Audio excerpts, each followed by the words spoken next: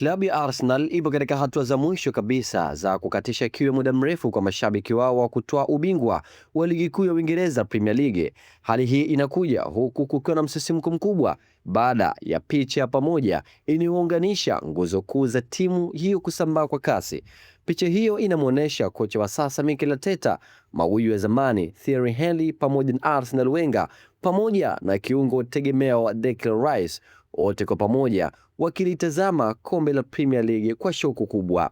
Na iwapo washika mitutu hao wa London watashinda mchezo wa mwisho dhidi ya Crystal Palace Mei 24, 2026, watakuwa ndio mabingwa wapya wa ligi kuu ya England, kwani watafikisha jumla pointi 85 ambazo hazitafikiwa na timu yote kwa sasa. Hata hivyo, Arsenal inaweza kutoa ubingwa huo endapo Man City itashindwa kuibuka na ushindi dhidi ya Bournemouth usiku wa leo Jumanne Mei 19, 2026.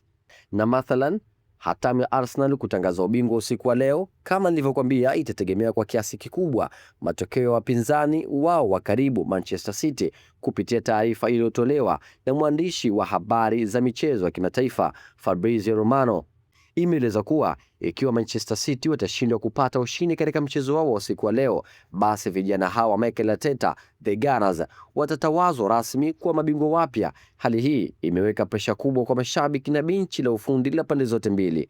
Hata hivyo, mambo yakienda tofauti na Manchester City wakafanikiwa kuondoka na alama 3 usiku wa leo, mbio hizo za ubingwa zitasogezwa mbele. Arsenal watalazimika kusubiri hadi mchezo wa mwisho dhidi ya Crystal Palace, ambapo watatakiwa kupambana kufa na kupona ili kupata ushindi utakaowahakikishia kubeba ndoo hiyo.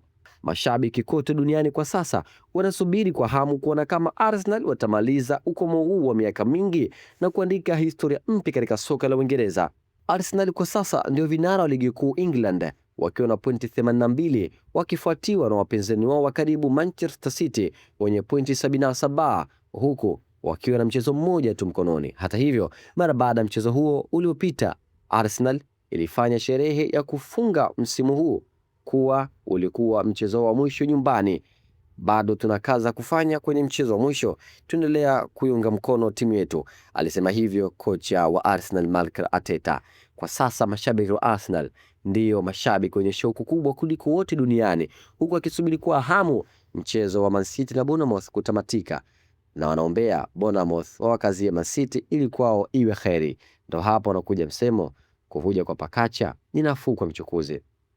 Tuandikie maoni yako, unadhani Arsenal wataweza kufanikiwa kupata ama kutawazwa hilo rasmi, na endapo Man City atapoteza mchezo huo, je, unaamini hivyo? Tuandikie maoni yako, shiriki nasi hapo chini kupitia channel yetu YouTube AsDH Media, lakini kikubwa usiache kusubscribe ili kwanza kupata habari zote moto kemkem za kimichezo ndani na nje nchi. Kwa haya na mengine zaidi, unaweza kutufuatilia katika mitandao yetu yote kijamii kama vile Instagram, Facebook, X na kwingineko AsDH Media.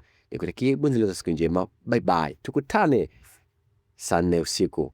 Tusubiri kuona kama Arsenal atapata ubingwa mara baada ya matokeo kuendea kombo Manchester City.